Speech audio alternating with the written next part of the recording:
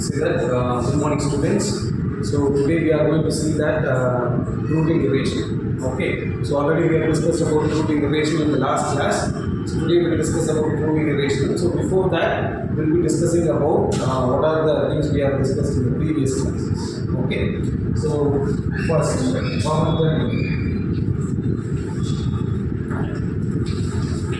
So first we are going to start the chapter. You have to do the recap. What are things we have studied? Okay. What is the first thing we have studied? We have studied about LCM and HCF. No, before that. So about rational and relational. Yes. First we have discussed about rational and relational. Okay. So we saw the definition of rational and irrational everything. Okay. Any doubts in that? The next. What's the next one we have discussed? LCM and HCF. So the next we saw LCM and HCF. Okay. And we know how to find the LCM and HCF. We have seen some what is examples, some based on that. Only tell me what is the next one? Yes, the formula of LCM and HCF. So formula of LCM and HCF, and then U dash prime numbers we have discussed, and then factor theorem we saw. What is the next one? Factor theorem we have discussed.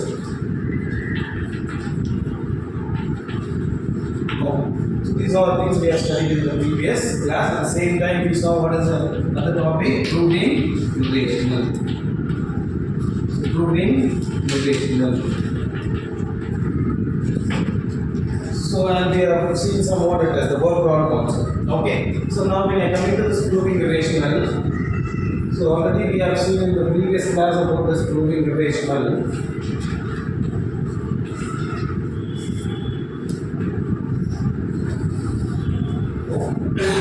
So last class we were discussing about, we have taken which number for proving relational? Root 2. Okay. So today we will see that root 3. So we can note it down as lesson number 2. Okay. So how to prove root 3 is an irrational. Please listen. Don't write, first listen. So how to prove this root 3 is an irrational? So we know that root 2, root 3 and root 5, the number which what it is, the prime number which is having a square root. So the square root of the prime numbers will come under what it is, irrational number. So based on that, what it is, root 3 we are going to prove this an irrational. So first we'll assume that let root 3 is an rational. So root 3 is a rational number. So we know rational number it will be in the form a by b. Okay. So root 3 is a rational number, and so it will be in the form a by b, where b not is equal to 0, and a and b are integers, and co-prime. And what it is? Co-prime. So co-prime means it will be having only one as a factor. It will be having the common factor to be what it is? 1. Okay. So straight away we can say root 3 is irrational, but by proving we can't do that straight away as root 3 is irrational. Okay. So we will assume it is a rational. From the rational we will be saying that what it is. It can't be a rational number because it will be having a what it is, 2 factors like that we will take and okay.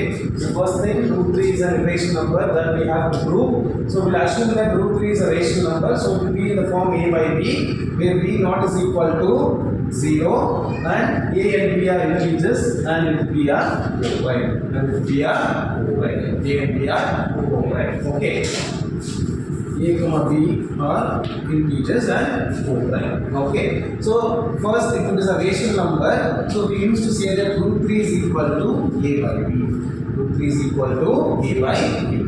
So why? Because they are saying it is rational number. So root 3 is equal to be in the form of a by b. Because of that only we are writing a by b. Any doubt in this? Still here you understood? Okay, fine. So now what we'll do, the next step is squaring on both sides. What we'll do will be squaring on both sides.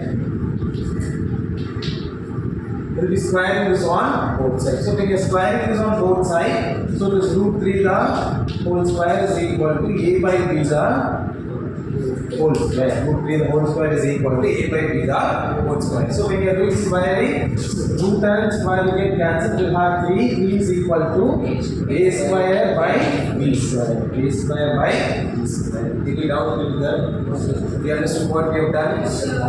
Now just we cross multiply this, that is equal to 3b square is equal to b square. Any doubt in this step? Any doubt in this step? So that is b square will cross multiply, so 3b square is equal to a square. Again what we will do, we will take this 3 down, so b square is equal to a square divided by 3. So we need this form. So we need this form. So because of that only we are bringing this form here. So b square is equal to become a square divided by 3. Okay, this you can take as what it is now. This you can take as 1. Okay, so here a square is divisible by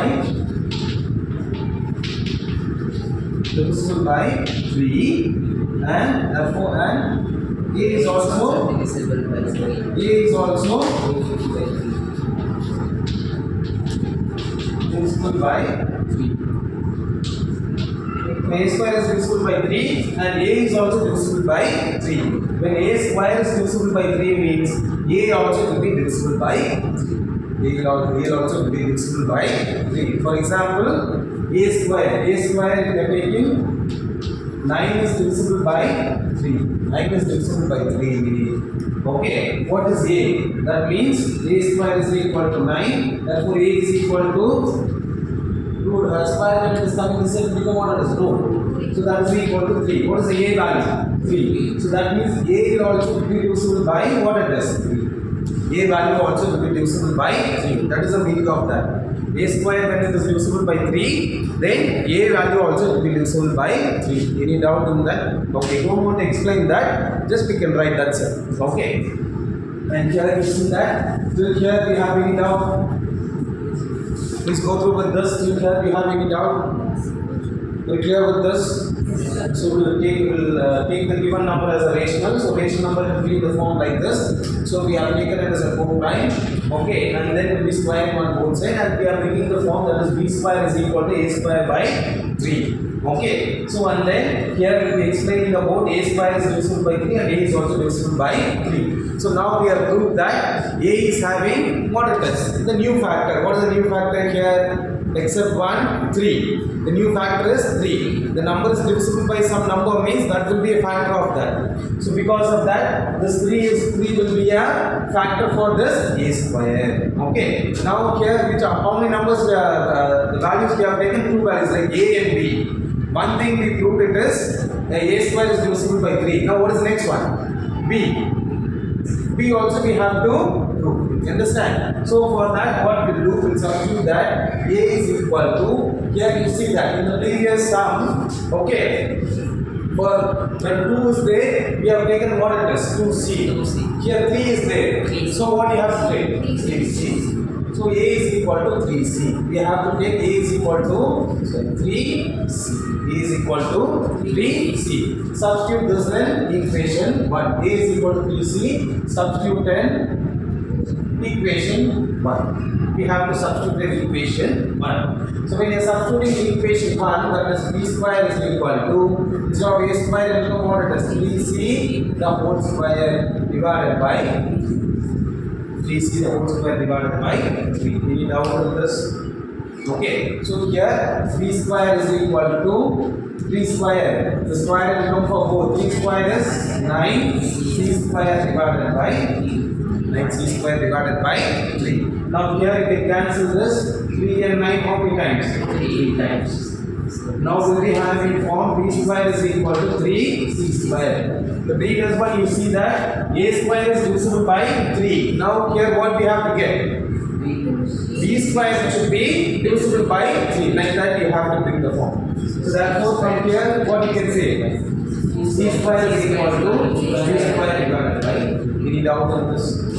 Okay. Now for this also you put the box.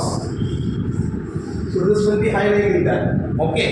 So here first we have taken a square is divisible by 3 and there b square divisible by 3, like that we have taken. So therefore here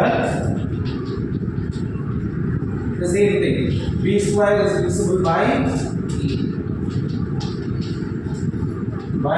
3 and b is also